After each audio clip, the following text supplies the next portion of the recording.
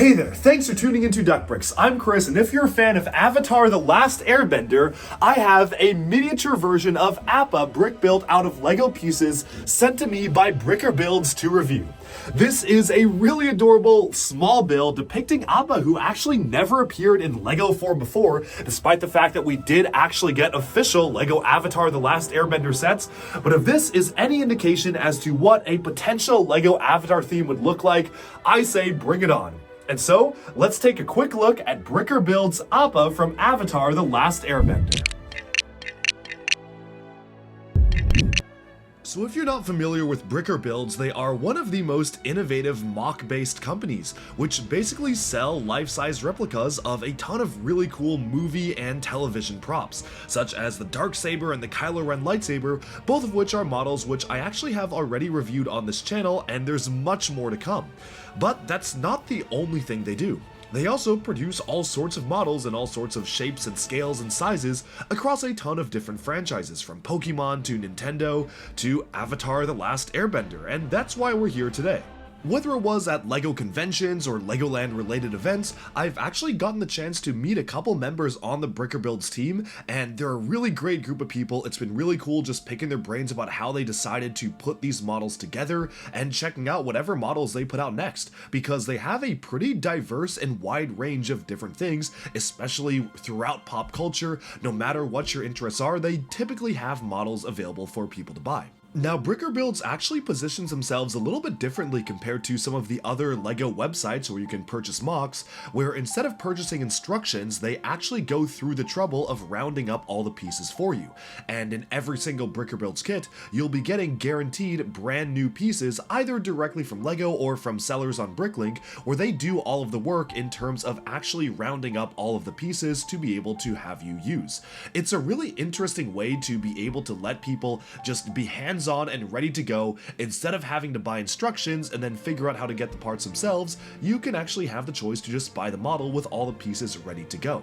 And so for today's video, we're going to be taking a look at the mini Appa from The Last Airbender.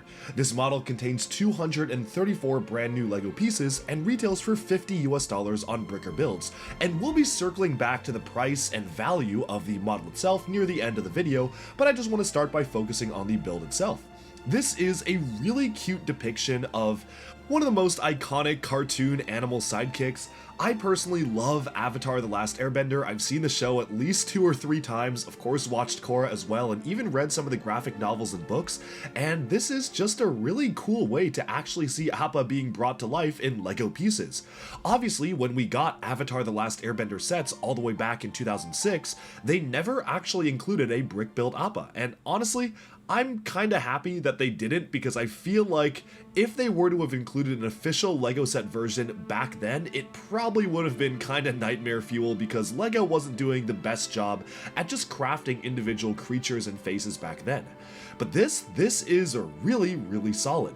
Obviously, it's not quite minifigure scale, but I do really appreciate the amount of detailing they've managed to capture inside the build itself. From the way the arrow on the head is built utilizing some pretty simple studs on the side techniques, but actually turned out really well, to just how swooshable it is flying through the air. You can really imagine Appa gliding and doing somersaults. It's just a really fun model that really captures the essence of the character.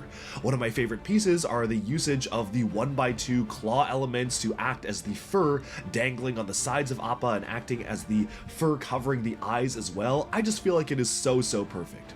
In terms of articulation, there's only one minor thing that I do want to point out, and that's when you articulate the head, sometimes it will just cause the pieces mounted on the side, the 1x2 grill elements, to fall off.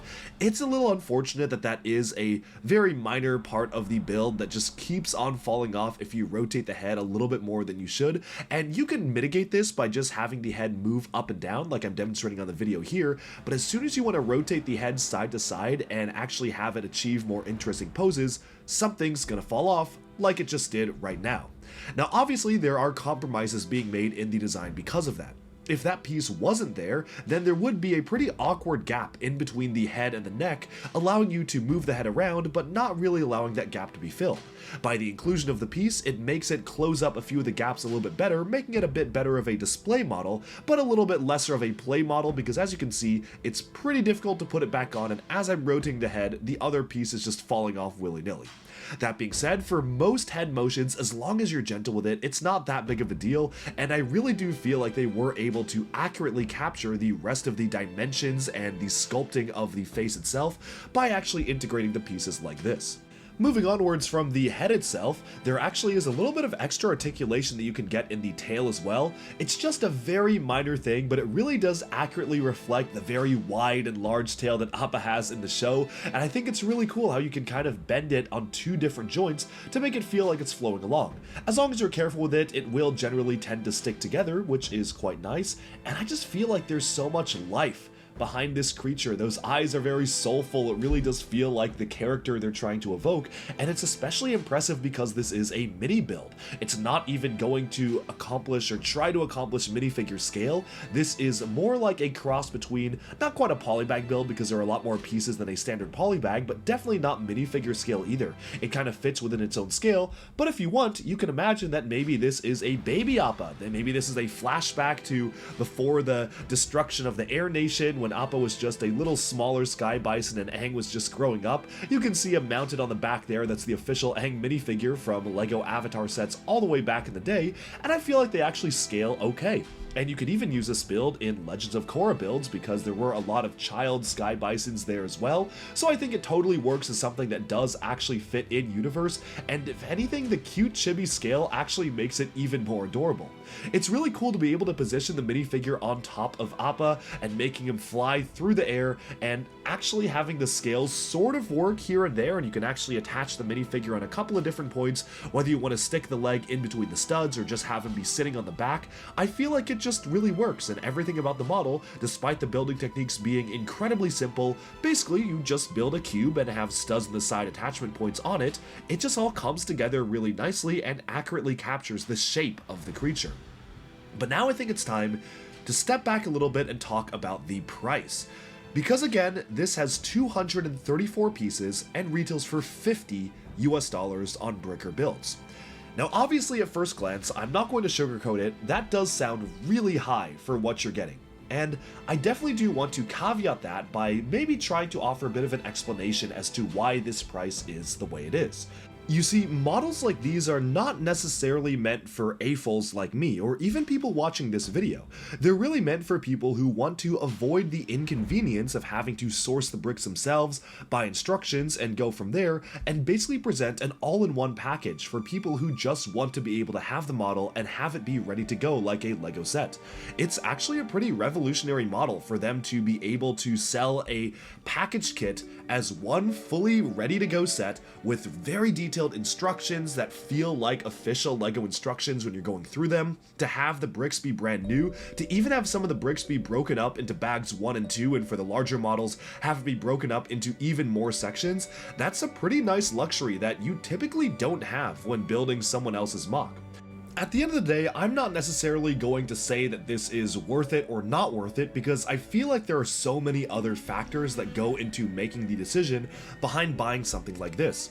I personally have bought some of their larger models just out of the convenience of being able to just have the parts arrive for me. Could I have maybe reverse engineered something or figured out a way to just get the instructions and then bought the parts for a lot cheaper? Probably. But that's inconvenient, and what Bricker Builds is selling is convenience and the possibility to actually be able to build a model yourself without having to go on Bricklink to order from multiple different stores. It just arrives at your house, all 100% ready to go, just like an official LEGO set. And I kind of wish that more people would do stuff like that, because it is just frankly a lot nicer and easier than having to figure out how to get the parts for a larger model, especially one bigger than this, all sourced from different places. That's pretty much all I have to say about the value, but I do hope that you enjoyed this review of Appa from Avatar: The Last Airbender, and If you do want, you can check out a link to get it in the description below. It's an affiliate link, which is a really great way to support Duckbricks at the same time, and also, you actually will get a $5 coupon on their order. So if you are able to use the link down in the description below, you'll get a free $5 to spend on anything you want at the Bricker Build store. So I hope you consider checking it out to support Duckbricks. I really appreciate it, and thank you so much for watching. Alright, and with that, we have summed up our look at the adorable LEGO Mini Appa from Bricker Builds. Let me know down in the comments if you'd like to build something like this yourself. It's super cool to actually have one that Aang can actually fly on his own. And you know what? He's going to get a nice display right next to my Avatar The Last Airbender minifigures because he really just fits in with all of them. That's all for this video. Thank you all so much for tuning in. Be sure to like and subscribe for even more LEGO news, reviews, discussion, and analyses coming your way very soon. Thank you so much, and bye for now.